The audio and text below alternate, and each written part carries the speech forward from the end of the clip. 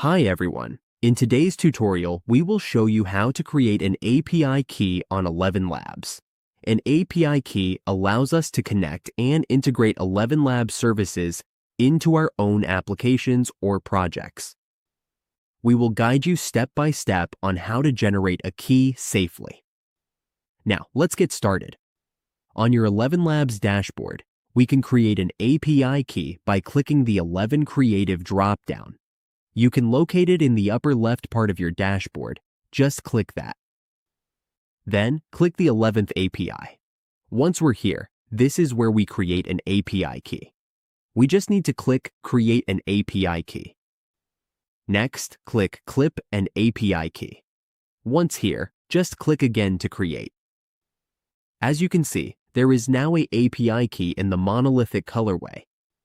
That's it. We've successfully created an API key on ElevenLabs. Now we can use it to access their services and integrate AI voice features into our projects.